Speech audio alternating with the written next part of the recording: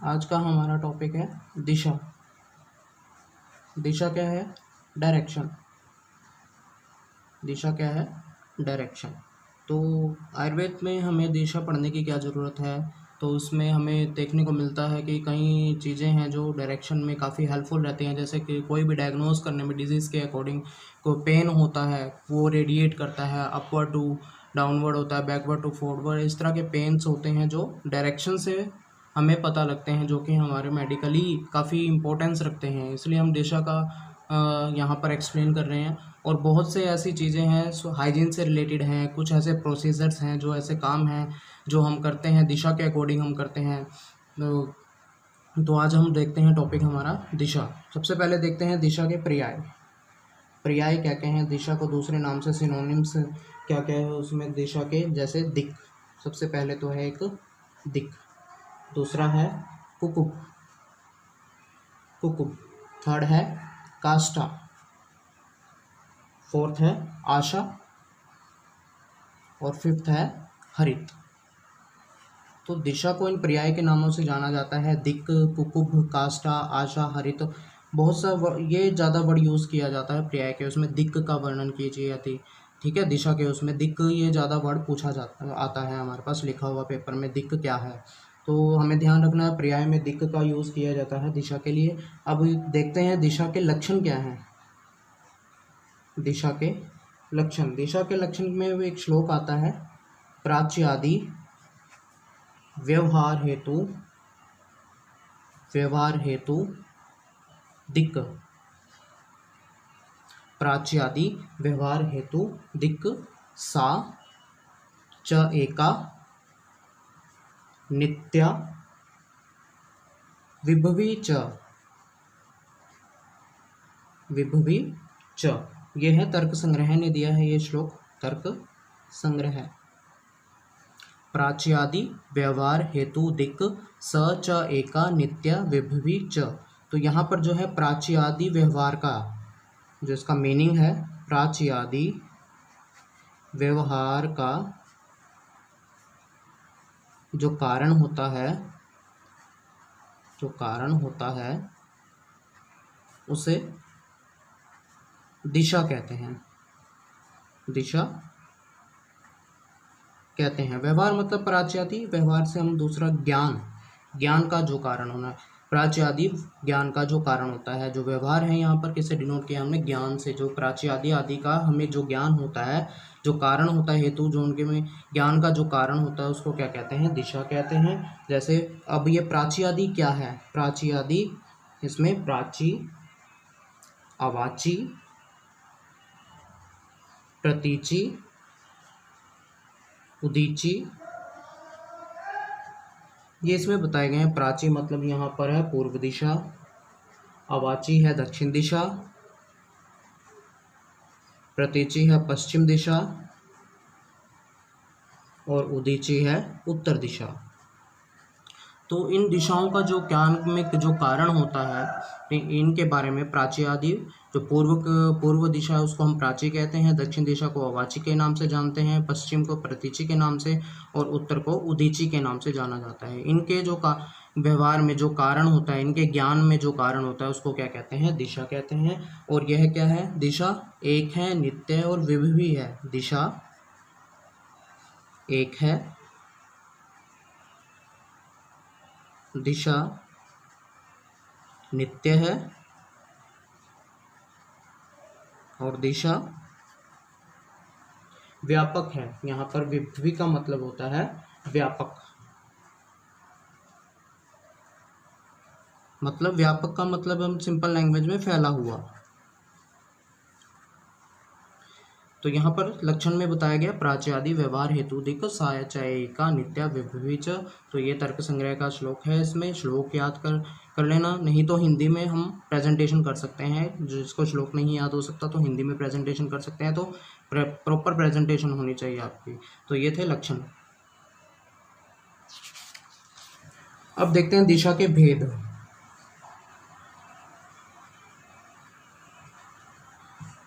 दिशा के भेद, उपाधि भेद से 10 प्रकार की दिशाएं होती हैं।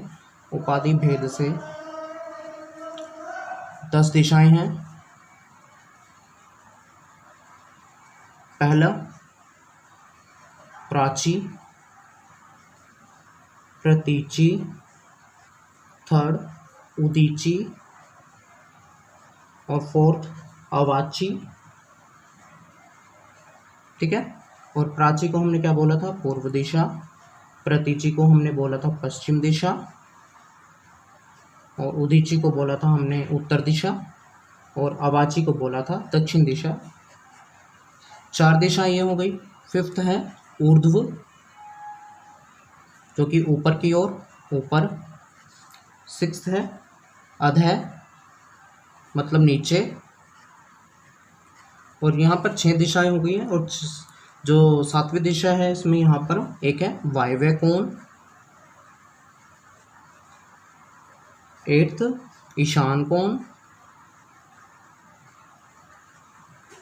9th जो है उसमें आग्नेय कोण।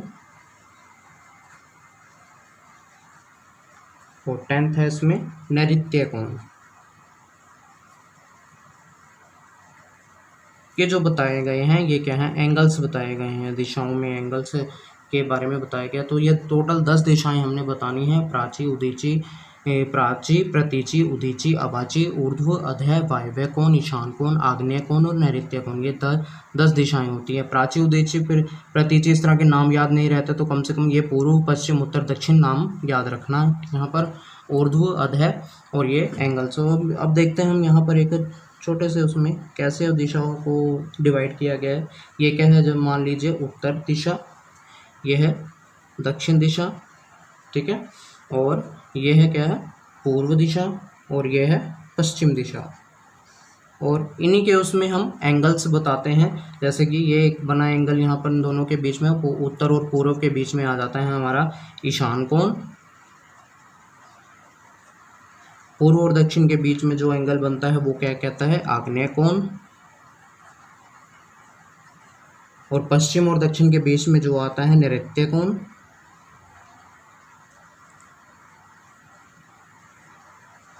और जो उत्तर और पश्चिम के बीच में आता है वो क्या कहलाता है? वायव्य कोण। और जो इसमें एक ऊपर की तरफ रहेगी और नीचे की तरफ ऊर्ध्व और अधः। टोटल 10 दिशाएं यहाँ पर बताई गई हैं। ठीक है। तो ये दिशा के भेद याद रखना, 10 इंपॉर्टेंट हैं। ये भी दिशा की यदि एक्सप्लेनेशन आती है आपके पास।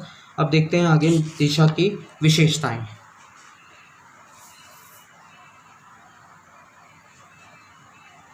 दिशा की विशेषताएं,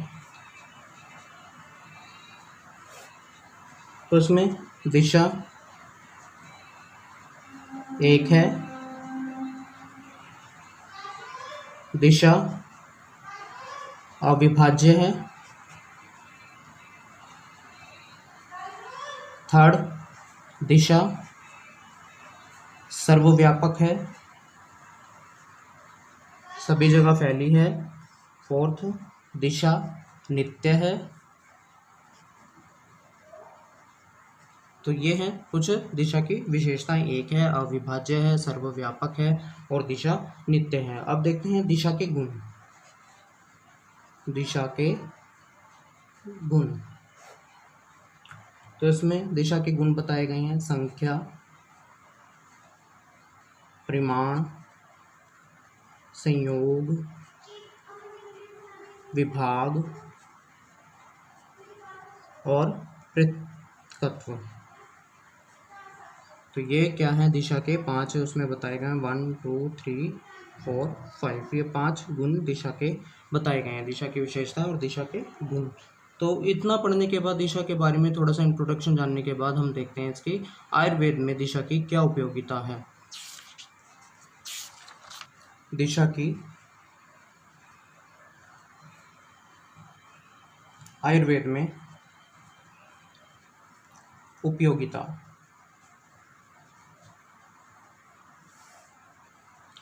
तो इसमें देखते हैं सबसे पहला जो हम इसमें बताते हैं दिशा की आयुर्वेद में उपयोगिता, या फिर हम कह सकते हैं इम्पोर्टेंस ऑफ दिशा इन आयुर्वेदा, सिग्निफिकेंस ऑफ दिशा इन आयुर्वेदा। तो जो पहला पॉइंट है हमारा, कंसेप्ट ऑफ दिशा इन द्रव्य गुण। द्रव्य गुण के अकॉर्डिंग हम कैसे बता सकते हैं दिशा कैसे यूजफुल है। The concept of Disha,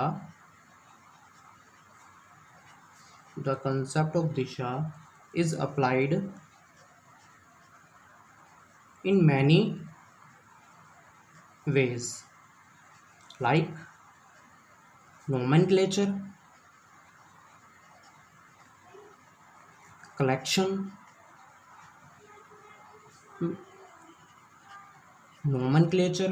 method and preservation method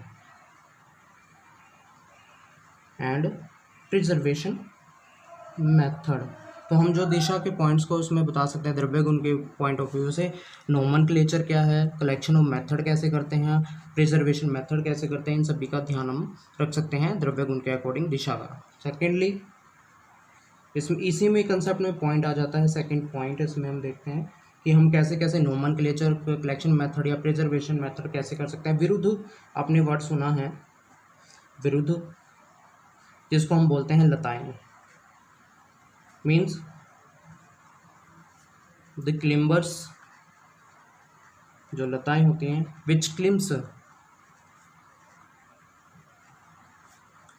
opposite direction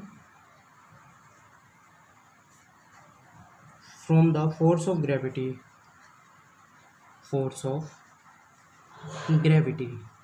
और अपवर्ड। मतलब जो लताएं होती हैं वो क्या, उनकी मूवमेंट बताई गई है, वो ऊपर की तरफ फैलने वाली होती है, जो ऊपर की तरफ डायरेक्शन उनकी होती है, जो कि अपोजिट रहती है फोर्स ऑफ ग्रेविटी के, जो ठीक है। सेकेंडली हम बात करते हैं इसमें औषध संग्रह हेतु। औषध संग्रह हेतु मतलब औषधि का जो संग्रह करते हैं हम, औषध संग्रह हेतु उत्तर दिशा स्थित हिमालय की औषधियाँ श्रेष्ठ बताई जाती हैं या बताई गई हैं। जो हम देखते हैं उत्तर दिशा में जो हमें मेडिसिन मिलती है, जो कि उत्तर दिशा में हिमालय की जो बताई गई है, जो हिमालय पे हमें औषधियाँ मिलती है, वो श्रेष्ठ होती हैं। थर्ड पॉइंट देखते हैं अब इसमें औषध संग्रह काल में पूर्व और उत्तर की ओर मुख करके संग्रह करना चाहिए। जो औषधियों का संग्रह है, हमें जो ग्रहण करनी चाहिए या तोड़नी चाहिए हमें औषधियों को, तो वो कहाँ से कैसे करना चाहिए, पूर्व या उत्तर की ओर मुख करके हमने उनका संग्रह करना चाहिए। कलेक्शन उसका हमें ऐसे ही करना चाहिए, पूर्व या उत्तर की ओर हमें मुख करके। नेक्स्ट पॉइंट देखते हैं इससे हिम प्रदेश की औषधियाँ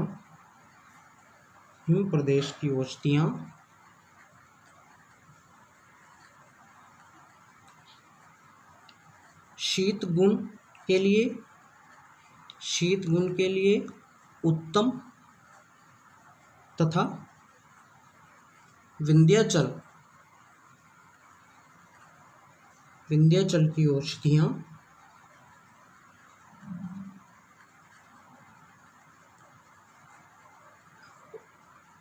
उष्णवीर्य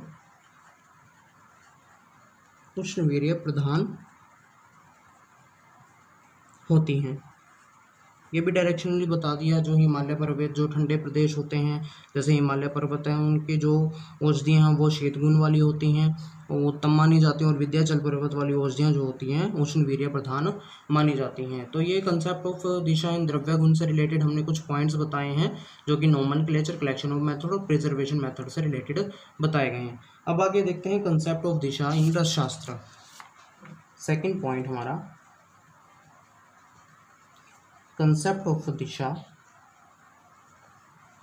इन रसशास्त्र। रसशास्त्र के अकॉर्डिंग हम देखते हैं कंसेप्ट ऑफ दिशा हमारा क्या है। तो एक वर्ड आता है रसशास्त्र से रिलेटेड, रसशाला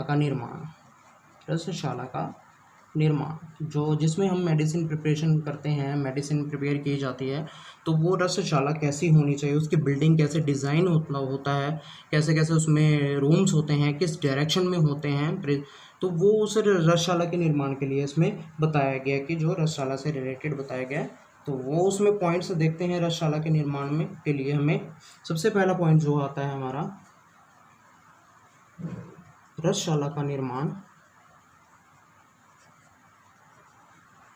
शहर के उत्तर पूर्व, या उत्तर पूर्व मतलब ईशान कोण, उत्तर पूर्व में करना चाहिए। ठीक है, रसशाला का निर्माण क्या उत्तर पूर्व में करना चाहिए, जो फार्मेसी हम बना रहे हैं।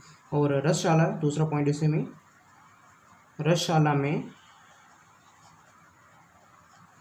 विभिन्न दिशाओं में स्थापित कक्ष एवं करने योग्य कर्म। अब रसशाला में जो हम कक्ष बनाते हैं, मतलब जो हमारे रूम्स होते हैं और जो जिसमें हम निर्माण करते हैं मेडिसिन का, तो वो किस डायरेक्शन में होनी चाहिए उसके बारे में हम बताते हैं। जैसे फर्स्ट है पूर्व दिशा, और जो उसमें कक्ष होता है उपकरण कक्ष, उपकरण कक्ष।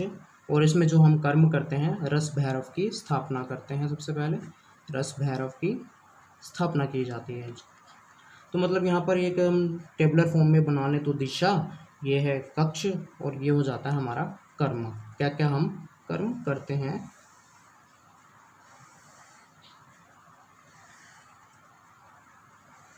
दिशा के अकॉर्डिंग, ये पूर्व दिशा हो गया। सेकेंडली पश्चिम दिशा, पश्चिम दिशा में क्या क्या होता है, शिष्य, आचार्य, इनके कक्ष होते हैं, शिष्यों के और आचार्यों के कक्ष होते हैं। और यहाँ पर क्या किया जाता है, शालन कर्म किया जाता है। तो यहाँ पर धोना और सफाई, शालन मतलब धोना और सफाई का काम किया जाता है इस सेक्शन में। थर्डली बात करें दक्षिण दिशा की, दक्षिण दिशा में कार्यालय, ऑफिस होता है, और यहाँ पर पाषाण कर्म किया जाता है, जो मेन मेडिसिन को कूटना, पीसना आदि का काम यहाँ पर किया जाता है।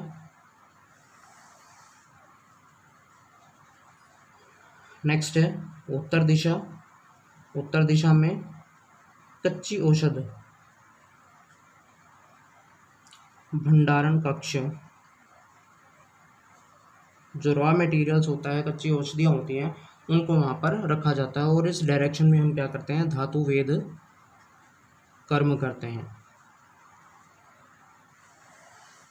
नेक्स्ट फिफ्थ पॉइंट जो है हमारा ईशान कौन से रिलेटेड है।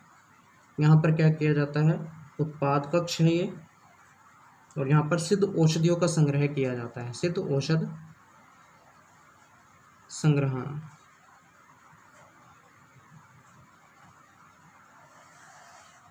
सिक्स्थ जो आ जाता है हमारा आग्नेय, आग्नेय में क्या ईंधन कक्ष होता है, और अग्नि कर्म हम यहाँ पर करते हैं, अग्नि कर्म किया जाता है। ठीक है, और फिर सेवंथ है जो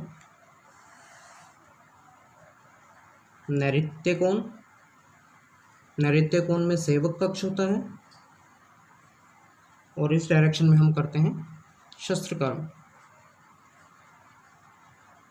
तो ये याद रखना, कुछ डायरेक्शंस के उसमें बता दिए हमने, कक्ष कहाँ होता है, पौधे किस दिशा में कक्ष होता है हमारा, कौन कौन सा, और किस दिशा में हम कौन कौन सा कर्म करते हैं, वो इसमें यहाँ पर हमने बताया है। तो ये आप टेबल फॉर्म में भी बना सकते हो, और वैसे भी पॉइंट वाइज भी लिख सकते हो उसको। तो ये था हमारा कंसेप्ट ऑफ दिशा से रिलेटेड, जो कि रसशास्त्र से सब्जेक्ट से हमारे रिलेटेड था, कि फार्मेसी से रिलेटेड हम कैसे कैसे हम कर्म करते हैं और क्या क्या डायरेक्शन होती है उसमें। नेक्स्ट पॉइंट है हमारा इसमें, अब रसशाला के बाद हम थर्ड पॉइंट देखते हैं हमारा, चिकित्सा में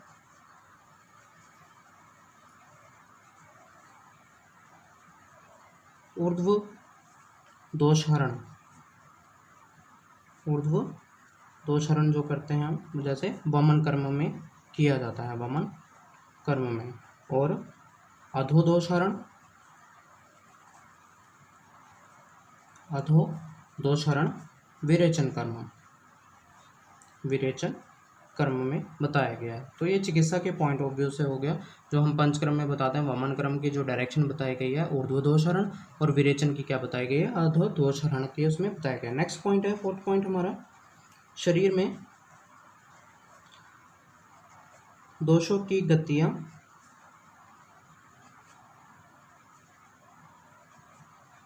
दिशा पर आधारित हैं। जैसे ऊर्ध्वगति, अधोगति व त्रियक गति आदि। नेक्स्ट पॉइंट, रोगों के लक्षणों का वर्णन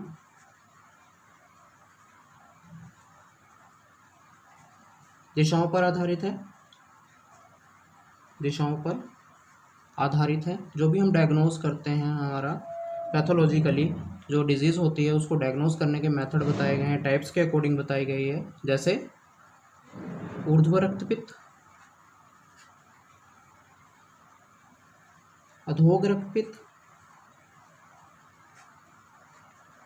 वह उभयगामी रक्तपित्त आदि।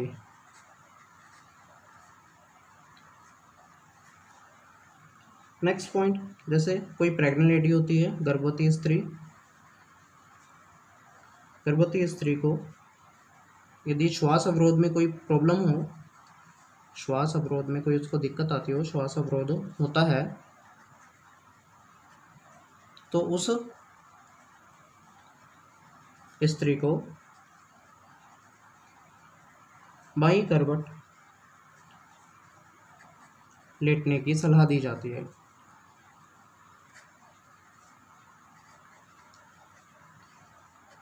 ऐसे बहुत से पॉइंट्स हैं जो हम इसमें दिशा के उसमें देख सकते हैं। पेन से रिलेटेड भी पॉइंट्स होते हैं, हार्ट रोगी, हार्ट पेशेंट होता है, उसके लिए भी हम डायरेक्शन बताते हैं किस दिशा में उसको लेटना चाहिए। बीपी का पेशेंट होता है, किस डायरेक्शन में, बीपी हाई है, लो है, तो किस डायरेक्शन में हमें सिर करके सोना चाहिए, लेग्स रेस करनी चाहिए या हेड डाउन करना चाहिए। इस तरह के बहुत से और भी पॉइंट्स हैं, आप इसमें मेंशन कर सकते हो। और एक छोटा सा पॉइंट्स है जो कि स्वस्थ वृत्त से रिलेटेड बताया गया है, स्वस्थ वृत्त से रिलेटेड है। तो इसमें जो रिलेटेड आता है कि सोच हमें किस डायरेक्शन में करना चाहिए, सोच किस दिशा में करना चाहिए, किस दिशा में करना चाहिए, भोजन किस दिशा में करना चाहिए, भोजन किस दिशा में करना चाहिए। और इसी तरह थर्ड पॉइंट है, पढ़ना किस दिशा में चाहिए, पढ़ना किस दिशा में चाहिए। तो इस तरह के पॉइंट्स स्वस्थ वृत्त के रिलेटेड बताए गए हैं, हाइजीन से रिलेटेड बताए गए हैं। तो आप ये भी मेंशन इसमें कर सकते हो दिशा के पॉइंट में, इंपॉर्टेंस ऑफ दिशा या फिर सिग्निफिकेंस ऑफ दिशा, या फिर क्वेश्चन आता है हमारा आयुर्वेद में दिशा का महत्व क्या है। अब रहे क्वेश्चन की बात, तो इसमें जो क्वेश्चंस आते हैं दिशा से रिलेटेड, जो हमारे पास दिशा का जो क्वेश्चन आता है, दिशा के जो क्वेश्चंस हैं वो हमारे पास 5 मार्क्स में मोस्टली पूछा जाता है, 5 मार्क्स के अकॉर्डिंग। उसमें बेसिकली आपके पास शॉर्ट नोट्स में आ सकता है, शॉर्ट नोट्स में पूछा जा सकता है दिशा, सिंपली ये लिखा होता है दिशा, या फिर दिक् लिखा आएगा, दिक् कुछ नहीं लिखा होता, सिर्फ ये लिखा होता है दिशा। और या फिर 15 मार्क्स का कोई क्वेश्चन बनता है तो उसमें इसके जुड़ के किसी के साथ भी क्वेश्चन बन सकता है। जैसे कोई क्वेश्चन है द्रव्य गुण का, जैसे द्रव्य से रिलेटेड क्वेश्चन है, द्रव्य की निरुक्ति, लक्षण और वर्गीकरण करते हुए आयुर्वेद में दिशा का महत्व बताइए। इस तरह का क्वेश्चन पूछा जाता है, आयुर्वेद में दिशा का महत्व बताइए, आयुर्वेद में दिशा का महत्व। तो मोस्टली दिशा का यही है। या फिर एक क्वेश्चन दो बन जाता है काल और दिशा, दोनों ही 15 नंबर में, काल और दिशा दोनों ही आपसे 15 नंबर में क्वेश्चन पूछे जा सकते हैं दिशा से रिलेटेड। 5 मार्क्स में आएगा तो दिशा, थोड़ा सा दिशा के बारे में बताइए, और 1 पेज आप लिख सकते हो दिशा की उपयोगिता के बारे में। और ये 15 मार्क्स में आपको मैंने बता दिया दिशा का क्वेश्चन किसी के साथ जुड़ के आ सकता है, या फिर ये इसमें दिशा और काल और दिशा, और काल और दिशा में अंतर भी पूछा जाता है कई बार, जो विशेषताएं बताई हैं उसके बेस पर आप अंतर बता सकते हो। ठीक है, तो ये क्वेश्चन आपके पास इंपॉर्टेंट है। दिशा का बेसिक जो मेन इंपॉर्टेंट है आयुर्वेद में दिशा का महत्व, ये पूछा जाता है क्वेश्चन बहुत बार। तो ये क्वेश्चन याद करना अच्छे से, इंपॉर्टेंट भी है, बहुत बार पूछा भी जाता है। तो आज का टॉपिक हम यहीं पर ख़त्म करते हैं।